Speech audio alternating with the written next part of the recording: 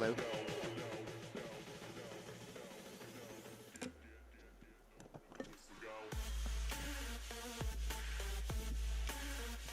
Good afternoon, everyone. We are here for the session which is marrying fine dining to fun dining. And it's appropriate that some of the guys really responsible for marrying fine dining to fun dining and taking fine dining out of 5 stars are right there on the stage. Uh, on the panel is Mr. Kabir Suri. To my left, all of us know Mama Goto. I personally love it. Mr. Varun Kapoor, K Hospitality. You've seen how airport lounges are turning into dining zones, offering amazing experiences. He's the man behind it. Mr. Ashish Kapoor. Everybody is partying at Whiskey Samba nowadays. And Mr. Akmal Anwar opened Three Fills restaurant in Dubai, a chef-driven fun dining concept. And of course, Varun Tuli, who doesn't know Yum Yum Cha. So it's nice to have people who have genuinely taken this trend forward, who are committed to serving you fine dining quality food in a very fun setting. Fun dining doesn't mean frivolous dining. These guys are very serious about their food. They have worked on concepts that are nothing less than fine dining concepts. You get amazing quality food, brilliantly presented food, but in a very fun environment, and uh, dishes that you were used to having only in five-star hotels, but they being prepared at times even in better quality, but presented to us in a very fun way. You don't need to think about dressing up to go to their places. You don't need to think about having to be in a particular dress code, having to have a particular demeanor. You can be in your shorts and go ahead and enjoy Mama Goto. You can be in your t-shirt and denims to have fun at Whiskey Samba, and you just pretty much have a relaxed meal at Yum Yum Cha. So that is the best thing these guys did, that they not only brought forth the fun element to dining, but they retained the fine dining quality in terms of you didn't have to struggle with your fork and knife. You could have the same quality of sushi, sashimi, dim sums, but without the effort involved in going ahead with the fine dining meal. This session is about celebrating these guys and understanding from them how did they take the fine dining element out of 5 stars and turn it into such a fun dining scene. We'll start with Kabir first, and I would want to know from him. The reason we start with Kabir is because you thought of Mama Goto 9 years ago. Yeah. And we are discussing today that fine dining and fun dining and a new concept emerging. So what was the thought at 9 years ago when good meal meant 5 stars? 9 years ago when we conceptualized Mama Goto, I had just returned back from London because I used to live there. What I saw then in the market was predominantly, there was no Asian cafe as such. Everything was always pizza, pasta. It was more casual. When you looked at Asian food, it was always either in a hotel or it was a restaurant with red lanterns, very boring. Again, there was no fun in dining out, right? So we felt at that time that there was an opportunity in the market to create an environment that was casual, that was affordable, that was accessible, and create then obviously the food that went along with it, which was again approachable. People could relate to it. And what we try to do is obviously try and give good quality food, consistent food, take it out of a formal atmosphere, put it into a fun atmosphere, make accessibility important, make the price points important, and then obviously give good quality food that you would be spending maybe twice the price or 3 times the price in a different environment, so make it more approachable basically, fundamentally. Great, and creating that environment was the most important aspect of going ahead with fun dining. I'll move to you, Varun. How did you think of creating a fun dining atmosphere at, say, an airport lounge? I mean, you usually don't associate dining with airport lounges? Right. No, I think just building on what Kabir said also, I mean, because, traditionally lounges itself, for example, probably a bit differently starting from 5 stars, but lounges were never considered F&B spaces. Lounges in an airport were considered places where you took an interim stop because you've arrived half an hour early for your flight. But the culture that ultimately we come from, it's always that if you can create something where a person feels there's a need to come earlier, like lounges, for example. Today, what we did, we wanted to basically make airports a place where you have unexpected F&B experiences there. Somewhere where you wouldn't expect to get, say, the best quality meal there, or to really get something which is unexpected. For example, we did recently an Indonesian food festival. I'm just giving a small example where we actually had chefs come down from Indonesia. We worked with the consulate there. We created an F&B experience. We had that covered a lot, which was covered both in the press. It won us an award actually on international scale. There was some airport awards where the Mumbai airport and us jointly won an award. That's captivating people's attention. People are coming a bit earlier. People are coming to experience that. People are using the lounge, to give you a sense. And that's very evident, where we started the lounge with about 1,000 people coming a day. Today, we're almost at 5,000 a day. Just because of, I think it's because of the F&B experience. Is one of the major reasons we've seen those numbers go up. So I think it's about going out, creating things which are a bit different, a bit unexpected. People don't expect to find that in that environment. For example, to get a 5-star dining experience in a very casual atmosphere. That's unexpected. That captures people's imagination. Similarly, I think in a lounge atmosphere, go out, create that F&B experience. That really is capturing people's imagination. It's creating something which is a little bit out of the ordinary. That's what's working. Great. And if I were to ask you, Ashish, what is fun dining according to you? What do you understand by fun dining, especially keeping in mind a concept like Whiskey Samba, which is not so much on dining, but more on going out, having a good time. So how do you explain the concept of fun dining? I mean, I think fun dining is essentially, for a guest, it's a 60 or a 120-minute vacation. You go out to a restaurant or you go out to a bar, you really want an overall great experience, and it's like a mini holiday. And I think the whole bucket of what constitutes value, fun, experience has to be assessed, right? It's also relevant what occasion you're going for. Not in terms of a birthday or something, but is it lunch, is it dinner, is it in between, are you meeting a date, are you going with family? But essentially, irrespective of that, the whole sum of experiences, the look of the place, the location, is the concept different? I mean, serious restaurateurs try not to replicate, but try and stand out by guessing on the aspiration value of the guest and guessing just 5 minutes ahead of the curve. Because our job is like the hands of a clock. And if both the hands of the clock are, say, pointing at 12, if you're 5 minutes behind, you've lost the plot. If you're 15 minutes ahead, you've again lost the plot. It's all about timing it 5 minutes ahead of the curve. And in our business, we tried to own the category. So be it with the wine company or with Whiskey Samba, we said, both these are gorgeous beverages. And it's not just about the beverage. We also want to make sure that once people come in, a good 50% of the sale is food. So how do we make sure that it's sticky enough, and how do we make sure that we end up owning the domain as a whole? And which is why we said at Whiskey Samba, the concept is, listen, all of us drink whiskey in India, but why can't 18 be the new 12? Or why don't we move over to wood finish whiskeys? Or why don't we just take whiskey experience to rituals? So for example, if you order a drink, the bottle comes to the table, they pour it at the table, and they give you an angel's share at the table. So you can play with a bottle.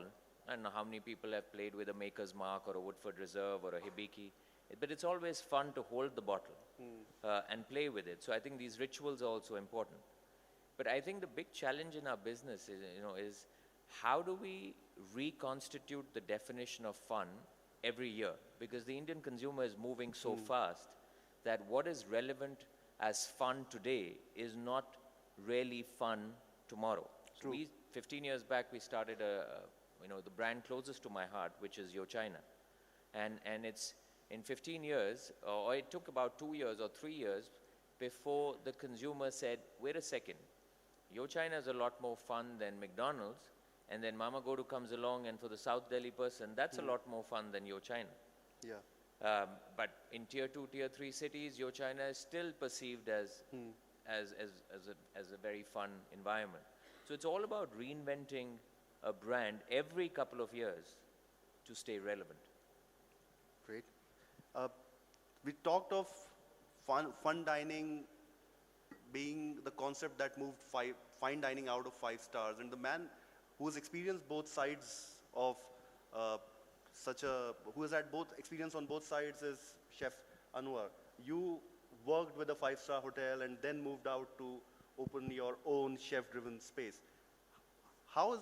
Explain to us the experience of working both sides and the mindset of serving guests in a different atmosphere. For me, the first question would be, how do you define fine dining? What is fine dining? I can invite you to my house, and my grandmother can cook you an absolutely fine dining. People label fine dining as a big hole in your wallet after you leave the restaurant, or the table must have tablecloth, you must have big chandeliers, 2 hostesses at the door, opening the door or closing the door for you. Is this fine dining? Or I can have an absolutely good meal, 8 courses, 10 courses, whatever, and it's just very casual, very brief, good service, good food, good quality ingredients, and then you don't pay a big amount. And then, is that my fine dining? And then when you say fun dining, if I'm a serious restaurant and I inject acts of clowns, do stuff that doesn't make sense anymore, which most restaurants starts to do this now, doing copy and paste of Heston Blumenthal in Fat Duck, doing this and that, which they don't execute it well. They look like a joke, and it represents a lot of fine dining restaurants. I've worked in Iggy's in Singapore. We were number 26 in Asia 50 Best, number 1 in Asia, and then I moved to Dubai. Dubai has been labeled as where money comes from. From sands you become diamonds. I'm gonna get rich. I'm moving to Dubai like that. So in 2014, when I moved there, all prices dropped, blah, blah, blah, everything happened. It was an 18 million dirham restaurant, seats 400 people, and we barely got 50 people coming in. And it was very fine, it's super fine. You get top service, everything. It was in a hotel, 5-star hotel, valet service, everything. So it struck me, as a chef, I've trained all doing fine dining. So what is this? I cook well. My operations are running very well. So what is it? What do people want? Dubai is a very tough market. It's constantly changing. People just don't understand what they want. Instagram is so powerful nowadays. Someone posts something interesting, everybody flocks to that same place. Immediately, the next 3 days, everybody's there. And then the next 3 days, nobody's there. So it's a thing, fun, fine. You like Mr. Ashish is saying, you keep reinventing, you keep moving, you keep thinking, it's a tiring job, especially when it comes to food. When you try to do modern, everybody goes back to basics. When you try to go back to basic, everybody tries to do modern again. Man, it's just up and down, Some restaurants, like for example, El Bulli, that guy gives up. He said, enough, I'm just going to do books. Enough handling people with, gluten-free allergy, this allergy, that allergy. 10 years ago, sit down and eat, shut up, The chef say, you don't want to eat? The door's there, go. Now, the restaurant business is already so difficult. People make it more difficult, and prices are actually getting cheaper and cheaper and cheaper. You know, my days of training, you go to a fine dining, foie gras, caviar, champagne, turbot, lobster. Now lobster is just making lobster roll. People having a sandwich. So, and someone can come up with, oh, I grew baby carrots back at my restaurant in the garden. Okay, whatever, you say this and that. But people are paying big money for carrots now. The value of carrots and caviar is similar now. So, it's how people talk actually, you know, as a chef, as a restaurateur, how you know, I don't like to say this word, but nowadays in restaurant there's a lot of bullshit. People say a lot of really rubbish, nonsensical stuff just to bring in the hype. Because hype makes your business. That's it.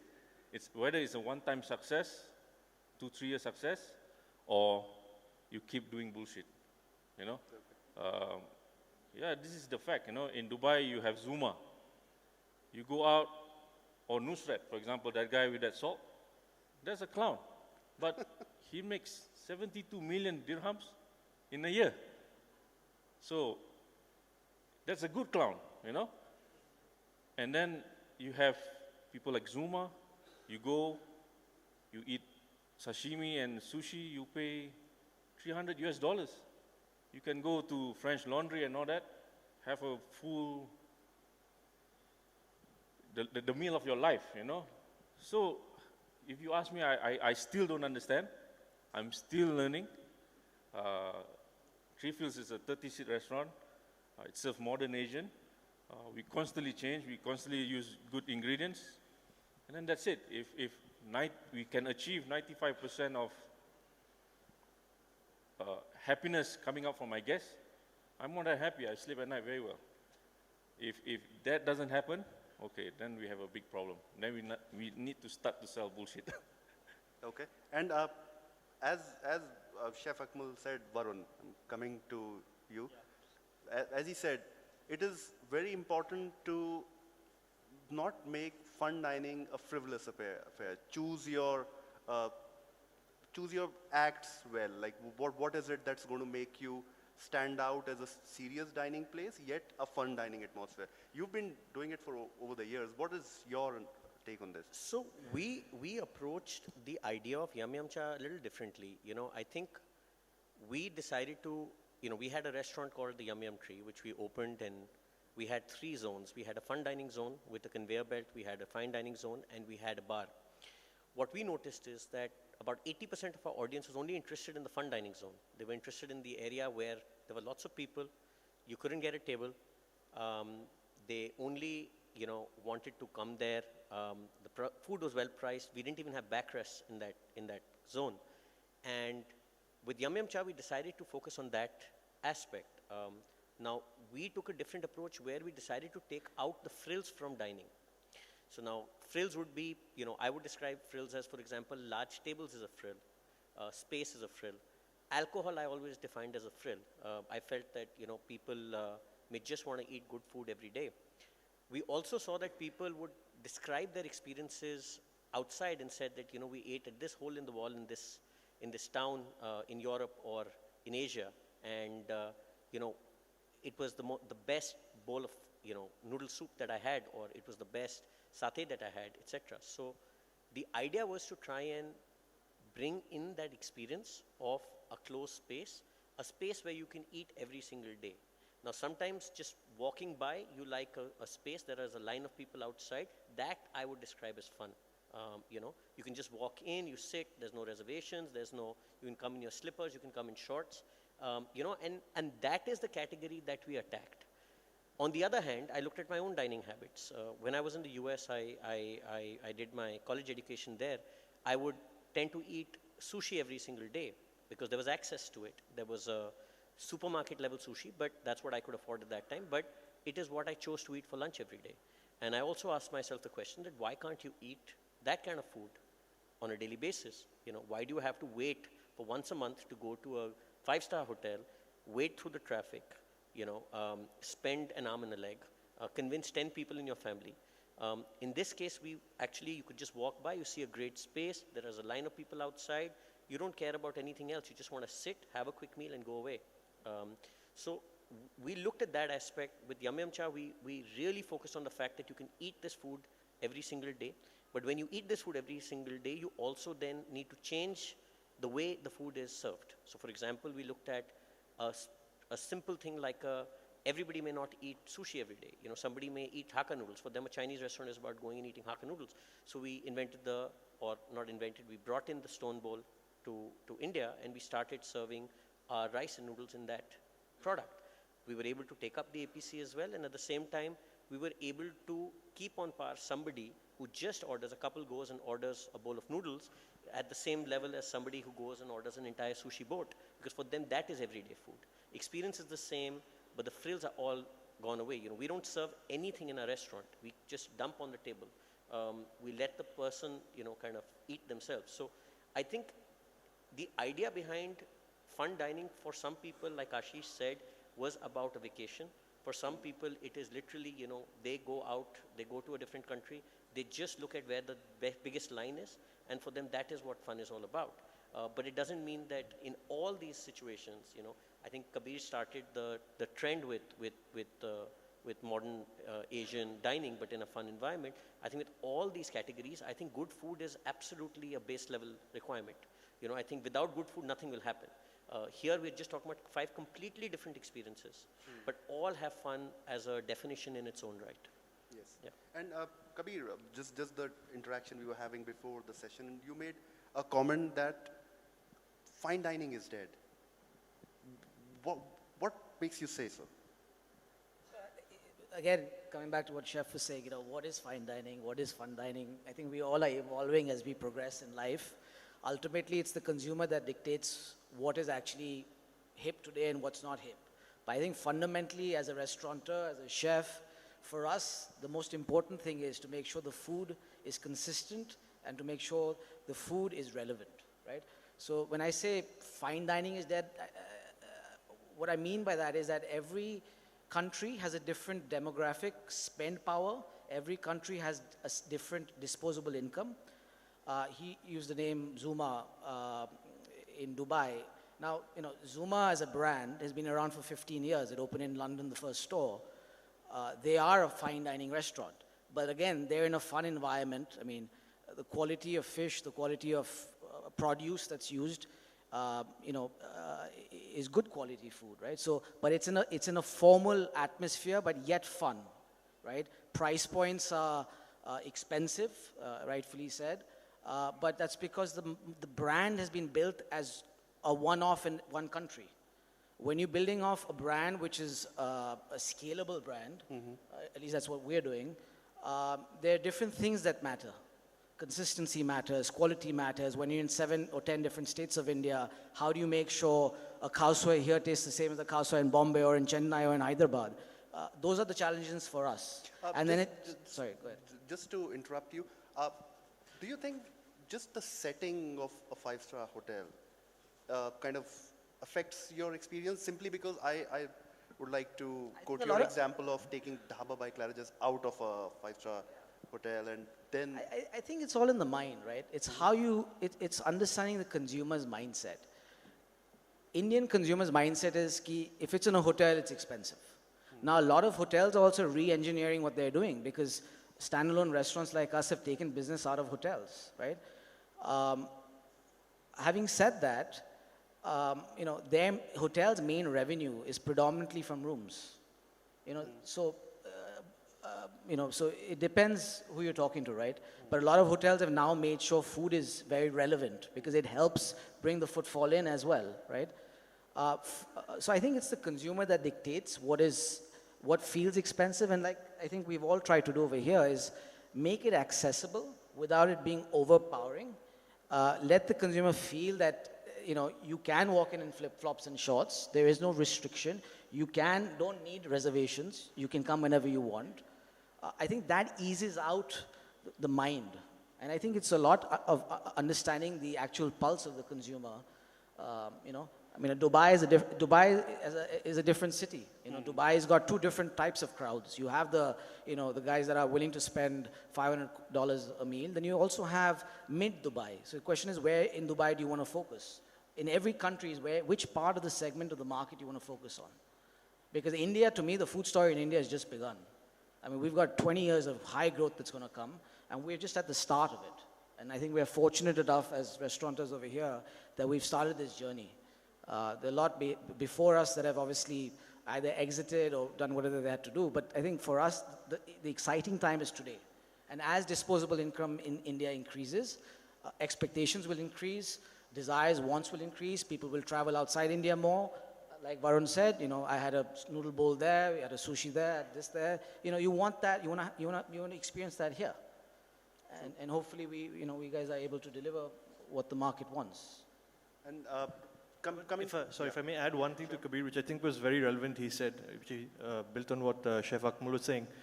Ingredients, what we've always seen that it's been that trend. It's always been a thing to go higher and higher, has been the thought, which sometimes is not really relevant. It's been use your truffle oil, use your black truffle shavings, your white truffle. Every restaurant's kind of competing with the other and just saying, I'm the one who's doing it better. It's just basically the same base. You're just playing and taking the higher ingredient. Now, one of the big jokes, the small carrots, someone's doing it. I mean, it's not, is it really adding flavor?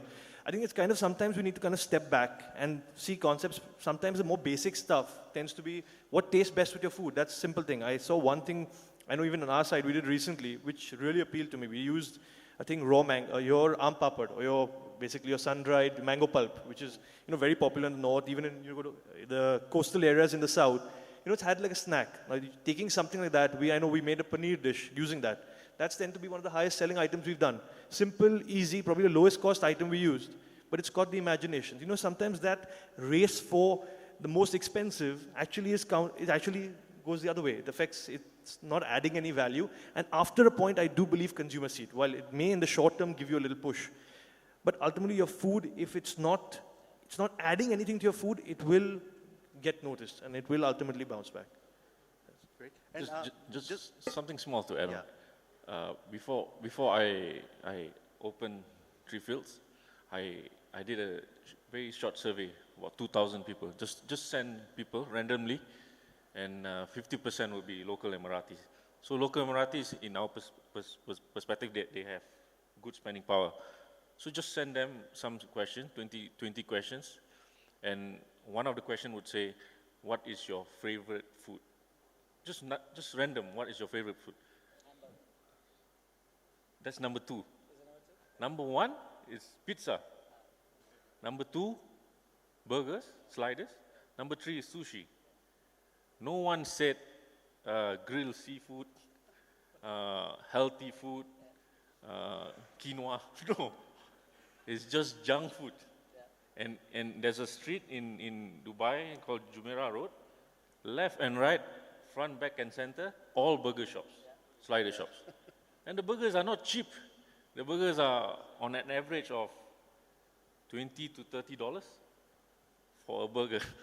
And everybody uses the same frozen patties, same potato Martin's bun, same lettuce, the same style. The only thing is different is the packaging, the spicy mayo, and the industrial look.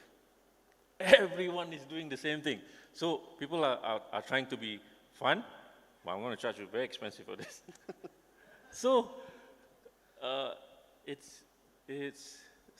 you constantly don't get it, You don't get it. Same, people are going to the sushi era now. Everybody now knows how to eat sashimi. But they go to every restaurant, they do the same volcano, the dragon, the caterpillar, the same thing. It's just, I'm putting my sauce dot on top and he's putting his sauce dot below. And he's going to be 35, I'm going to sell 36. So this is the game now, the era where everybody wants to be a restaurateur, everybody wants to be the trendsetter, but ultimately it affects everybody, because people like if I go out, if I want to have a good dinner, where can I go? You know, this one is, oh, it's the same. This one, oh, the same. So someone will do, for example, I don't know, you know, it's something out of the blue. Instead of the patty in the middle, maybe the bun in the middle, patty outside, no? Oh, this is cool. Now everybody starts to go. You know, you constantly think of something ridiculous to bring in people. Ashish, how do you prevent becoming a clone of each other? You guys, your base idea is pretty much the same. Then how do you innovate to come up with a concept which is not yet around? So I agree with what Chef is saying, but I disagree on some things. You know, I think the entry barrier into our industry is very, very low. You need capital. Everybody thinks they understand food. Everybody thinks they understand decor, and they definitely think they have a lot of friends to make their restaurant or a bar run. So the entry level is very low, but the responsibility or the onus of a quality product lies with restaurateurs. So if restaurateurs decide to copy each other or the industry or trends, it's for them to blame. It's for us to set standards. It's for us to create experiences that are novel. And I'm sure, like in any industry with low entry barriers, there are enough good restaurateurs, like the chef here, who decide to push the boundary, sometimes fall, but more often than not succeed. And I think these are the guys that the industry finally ends up looking up to. And quality players will find a way to reinvent themselves. And I think even in this panel, everyone's product is different. We might appreciate each other's concepts, we might appreciate each other's foods, but how much of it is really copied within our own restaurants? So to say that the industry is doing it carte blanche, maybe, but are quality people doing it? Not at all, because they know they can't survive if they go down that path. That's my take. Okay. And Varun, as Ashish said, you don't just need an idea and friends and just acquaintances to run a place. So how do you make your idea that you had, that why can't I eat the same food that I eat at a restaurant as well? How do you make that idea successful, financially viable? How do you open a fun dining space? I think if you ever take a look in the restaurant business at financial viability before quality, I think that itself is a recipe to kind of fail. I think the idea is that you monetize after you have the eyeballs, right? I mean, the internet has shown us that you open you open something on the internet, the idea is to build scale, to build volume, to build an experience, and then after that, think about how to monetize it.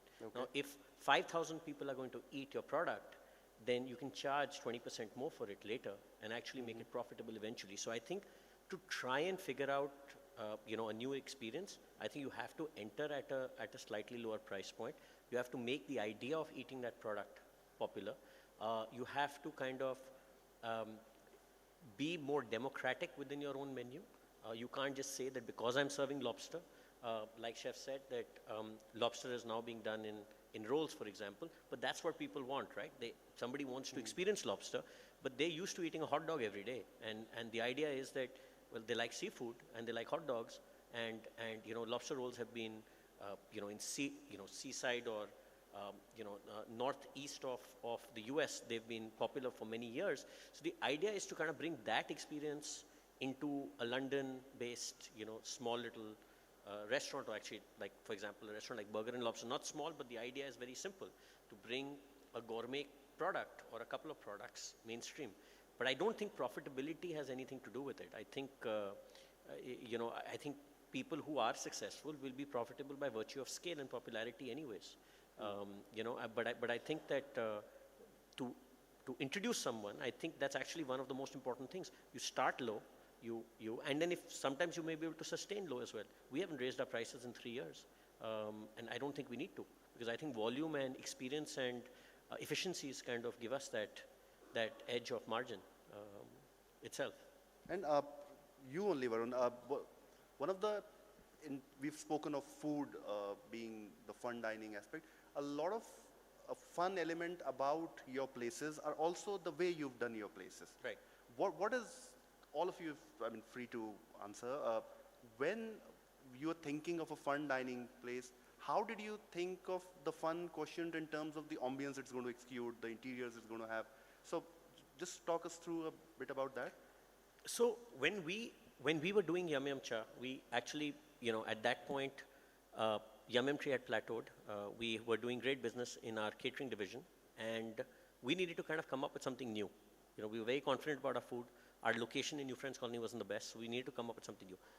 Yum Yum Cha actually was created after 27 rejected concepts, right? And the reason for that was that I had always told anybody who was designing concepts for us that concept today is greater than cuisine. Okay, cuisine is irrelevant. Okay, a lot of people told me in the food business, food is incidental, and I started discovering that more and more. Okay, there is a base level that needs to be done, but concept is something that people require. So we personally looked at even something like dhaba, for example. It was a concept. Smokehouse Delhi with the hand-sketched kind of art on the walls, that was a concept. Mama Goto itself with the Japanese anime was a concept, right? So there was a theme and a central theory to that. So we pushed all the people who were involved with the project to kind of come up with that concept. They eventually came up with origami.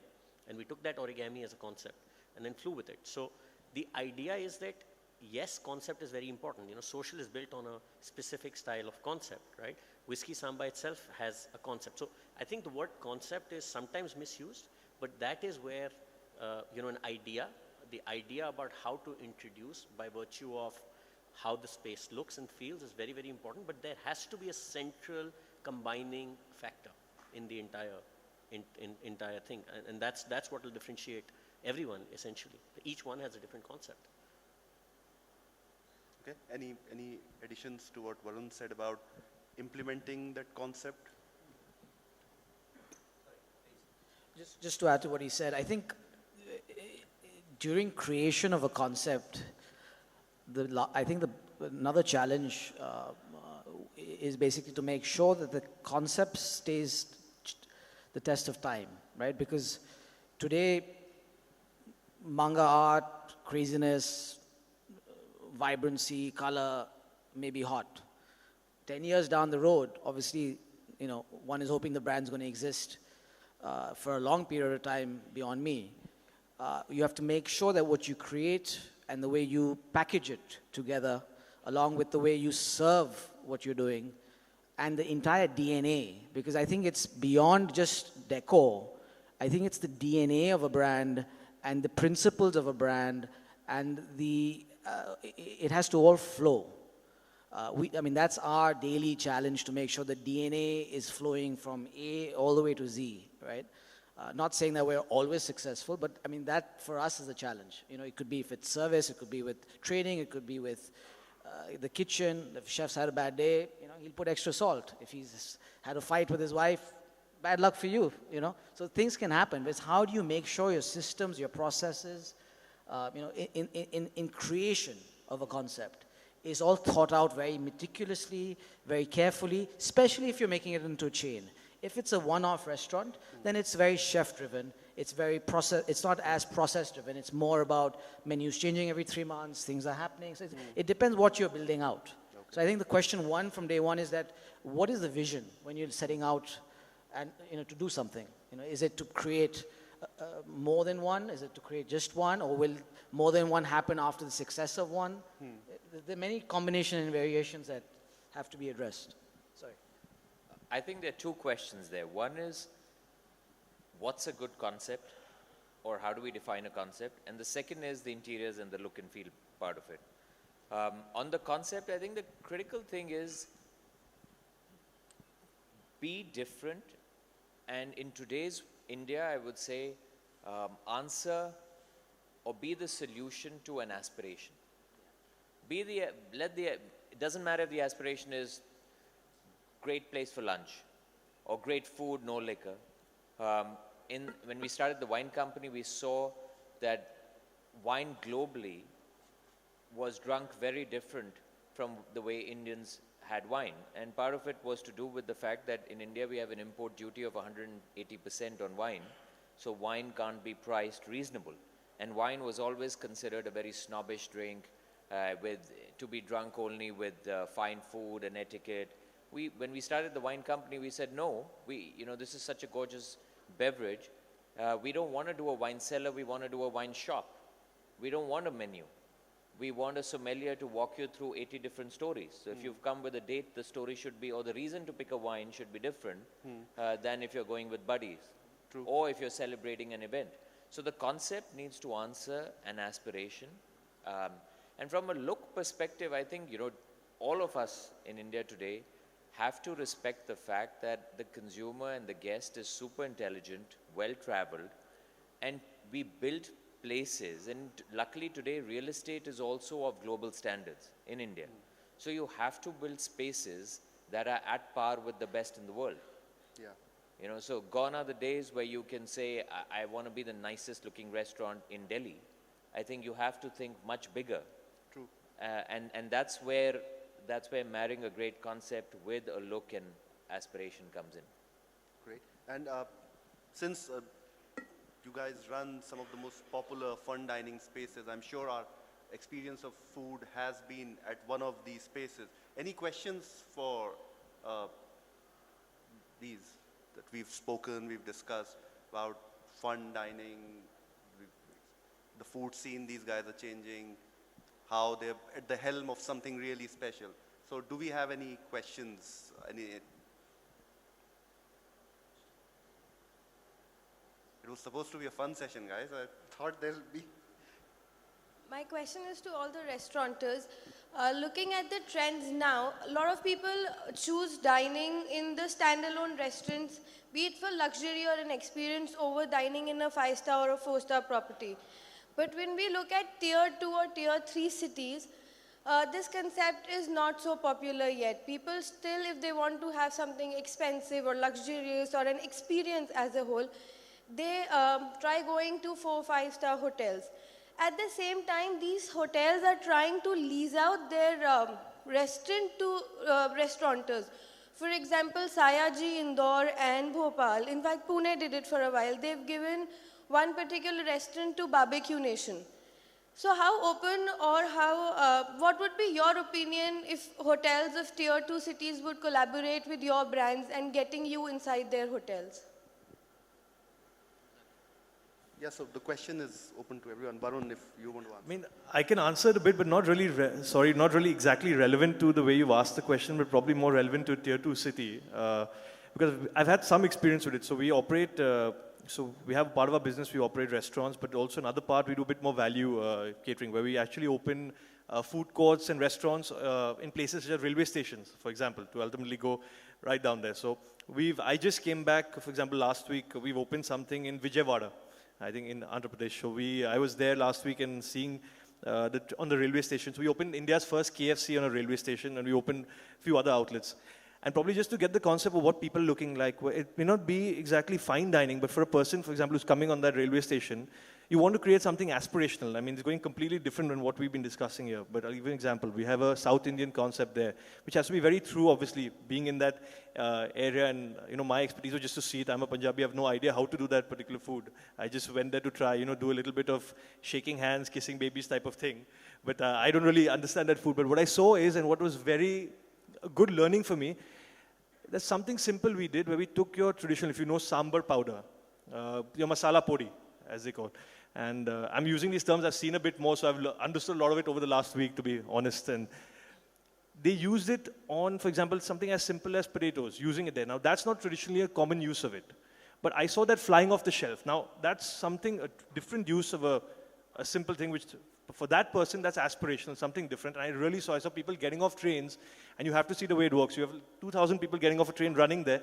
And this thing we had highlighted a bit. People were just taking it, trying it. You could see people were enjoying it and buying that and taking it back on the train. So I just mean what you create, even in a tier 2 city, you can be aspirational for that consumer. You can push it up. Sorry, I know it's not exactly answering your question, but But yeah, I got some idea about the tier 2 approach. Thank you. Any other questions? Yeah, the gentleman in the front.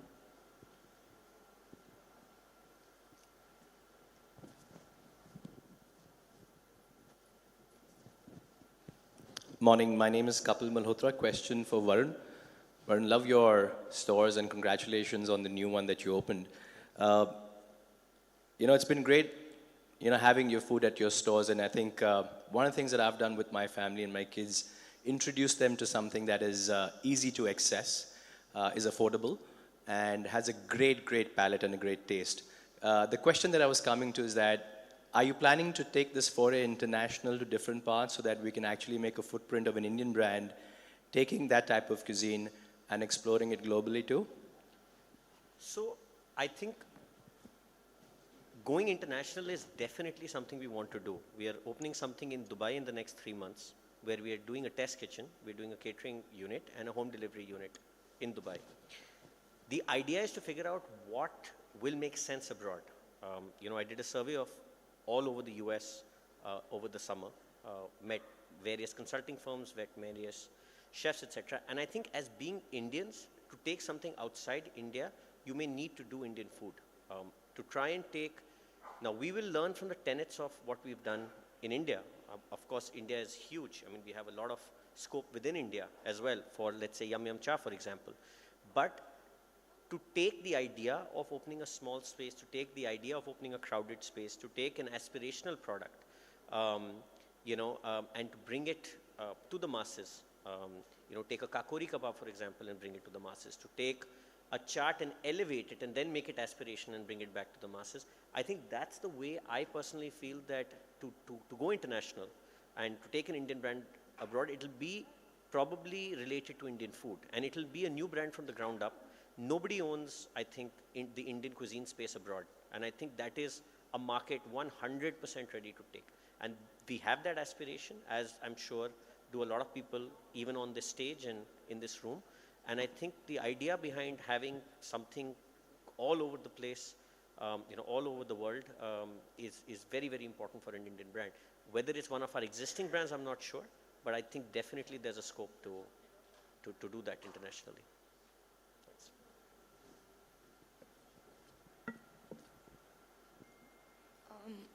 I want to ask also Varun a question.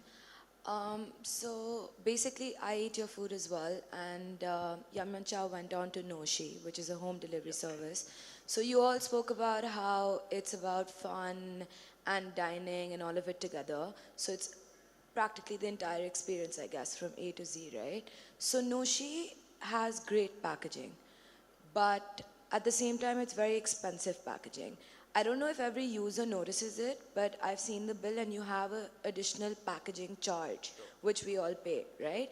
And to get platforms like Zomato, Swiggy, etc., to even approve of that packaging charge, it's probably because you have the connects, you get it, but others don't, right? So what would you say? In order to entail that experience, you need the packaging, but how do you incur the costs, like for a brand on the whole? So I think this is a larger issue at hand. I think, surcharges in general are a larger issue. I think, charges like service charge, charges like packaging charge, etc. Now, I wish somebody would put a silence to this entire theory by making an MRP type of a rule, where you would have to maybe do an all-inclusive kind of price and bring everybody to the same platform. The Oberoi did this for many years. Now, with us, when we did Noshi, it was done for two reasons. One of the reasons was that our restaurants, Yum Yum Cha, was too crowded for somebody to take out food from within. And the second thing was we wanted to explore areas where, people could not physically access Yum Yum Cha, right? So let's say if today we opened in Khan Market, with somebody from Golf Links thought Saket was too far to come in, so we wanted to open something there. Now, we chose this style of charging specifically because in Noshi, we sell a box. The food comes after the box. And it was very, very important for that experience to remain. Now, there are maybe 20 Asian home delivery brands that exist today. In fact, I learned about a new one that's opened today as well. So everyone has their own idea of how to work. And we feel in Noshi, we sell the box. I don't think we've used any influence whatsoever to try and get Zomato or any other platform to add a packaging charge. I think any kind of surcharge in general is something that is disclosed. I don't think so far we have had any resistance to that. And I think if we stop charging that, I think it becomes very, very difficult for us to provide the packaging that we do. And if we don't provide that packaging, the product is essentially zero because people are buying the box before they buy the actual food within it. The other thing that you have to realize is that we work in a country and especially in a city where we have between 8 and 9 months of summer. So now delivering something like sushi needs to be absolutely hygienic, right? The amount of ice packs, the amount of boxes that it requires for us as Noshi to deliver it means that you don't get sick at home. So if somebody has to choose a slightly more expensive version and they have to choose that packaging because their 5-year-old child wants to eat sushi every day and order from us, I think that's a trade-off. And I believe consumers are smarter than us even as restaurant owners, and I think that they are smart to make the choices. But coming back to a surcharge issue, I feel that if the government, for example, decides and mandates that there should be a universal, all-inclusive type of packaging for the restaurant business, I think that would save everybody a lot of trouble. I remember for many years, the Oberoi had all-inclusive packaging. They were the only hotel chain that did all-inclusive packaging. Every single price on the right-hand side had basically all-inclusive packaging. McDonald's today has started that again. You know, they've started this concept of all-inclusive packaging. But one fine day, the Oberoi about 10 years ago decided to add service charge and tax, or I think just tax. They never added service charge, but they added tax to it. And when I asked the restaurant manager at 360 why they did that, they said that, well, people look at the right-hand side of the column, and they tell us that, why is your sushi roll 1,000 rupees when everybody else is maybe at 800 rupees? And they had a very, very difficult time explaining because we have it all inclusive, and the customer just wanted a similar type of price point everywhere else. So I think there has to be some kind of standardization. What we were trying to do was something a little different than what others were doing. And without that packaging charge, that particular brand I don't think can exist. And which is why we chose to continue to add that. But I think a democratization of that is very important, that how pricing is supposed to be done. Let it be all-inclusive pricing for all brands across the F&B space. And I think that will solve a lot of issues. Good Great. afternoon, We'll have everyone. just one last question. Lady who's... Yeah, hi. All of you have talked about introducing new concepts and how the concept is about the food as well as the ambience.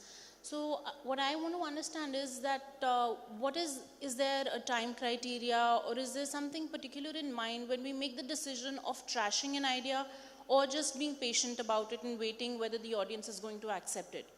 Because we faced a similar problem when we opened up a restaurant and lounge, where we had to change, actually not only change, but revamp the entire menu over a period of about 4 to 5 months, because we probably started with a fusion cuisine and then we had to fizzle out, making half the menu fusion and half is like the standard or the classics, and then probably changing the menu again and rolling back to classics, because most of the audience there again wanted a simple dal makhani and a paneer or a butter chicken and a naan. So should we Kabir, be more what's patient? your take on this? A quick take on how to run it successfully year after year? I think fundamentally, prior to anyone opening a restaurant, you have to do a lot of diligence in respect to understanding what the gap is. You need to spend time, you need to analyze the market, you need to analyze what's around you. You need to try and feel the pulse. It's easier said than done, I understand that, but you have to try and feel the pulse of what's missing, where the opportunity is. I think once you understand where the opportunity is, then you will design the menu accordingly, you will try and hedge the menu, because even, we as restaurateurs would like to sell X, but the consumer wants Y. Now the question is, do you sell Y or do you sell X? Because, so you have to let go of your ego, you have to let go of ultimately it's the consumer that pays the bill, right? I mean, we can want to do whatever we want, but if we don't have a customer in the restaurant, there's no point, right? So, but at the same time, you have to stay within some parameters because you have done analysis, you've done, so it's fine balance, right? Like I said, it's easier said than done, but you need to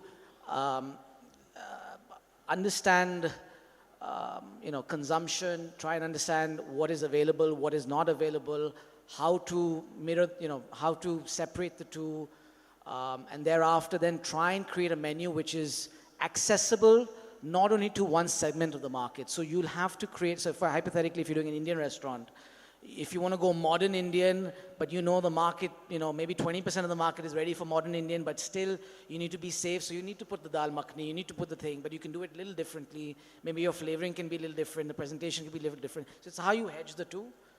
Because as India evolves, you know, tier 1 is different to metro, metro is different to tier 2, tier 3, you know, so it's different consumption. And it's not fair to say consumption across India is the same. It's not. Every state of India is a different country. You know, so, you know, from its consumption, from its processes. So, you know, we have to look at each state differently, I think. Great, thank you. And one last question, quick question. Sorry, I interrupted you. And then.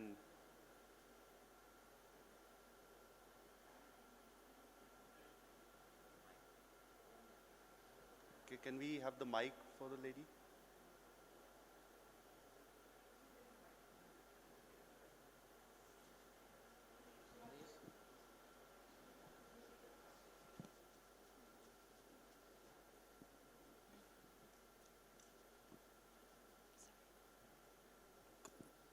Good afternoon, everyone. I'm Shreya Sabharwal, and my question is, as a restaurateur, what is your priority? Is it to bring in new customers, or is it to bring in the existing customers back? Brilliant. Everybody Good question. answers it. You need both. Because your loyal customers are your people that help you market mouth to mouth. You know, they will tell their friends. And then you get new waves of people that might come for one time only, but they might be impressed. For example, like tourists, someone coming from far away, they might come for one time to try and then go back. The word will spread. But you need to understand, everything needs patience and time. Nothing happens like that, you know. The growth of a restaurant is through time. You need to wait. You need to develop an identity. So every time when somebody comes, oh, this is the one that he told me. It's not that, oh, he told me like this, and now the restaurant is like this. So everybody's confused. At first you're selling naan, and then the next time is a paratha, right? For example. So I came for the naan, but now you're doing paratha. So which? Okay. So I believe your loyal customers are the one that you keep impressing with your creativity, your injection of educating them, making them discover new things, and then the new wave of guests, sell them your signature, sell them your identity, make them see what you are. Super. Ashish, your quick concluding remark. A quick thing. Our job is to pamper every guest that walks in, be it repeat, be it new. But financially and in today's world, you do need a ratio of at least 50-50 or 55-45, where your new guests keep coming in. And it karmically flows as a cycle, because new won't come in if the word of mouth of the loyal is not strong. But if the new is not coming in, you're not going to get fresh word of mouth. You won't get new Insta photographs. You won't get and the old loyalty needs to speak well. So frankly, it's both. There's no other solution. Waves of people that might come for one time only, but they might be impressed. For example, like tourists, someone coming from far away, they might come for one time to try and then go back. The word will spread. But you need to understand, everything needs patience and time. Nothing happens like that, you know. The growth of a restaurant is through time. You need to wait. You need to develop an identity. So every time when somebody comes, oh, this is the one that he told me. It's not that, oh, he told me like this, and now the restaurant is like this. So everybody's confused. At first you're selling naan, and then the next time is a paratha, right? For example. So I came for the naan, but now you're doing paratha. So which?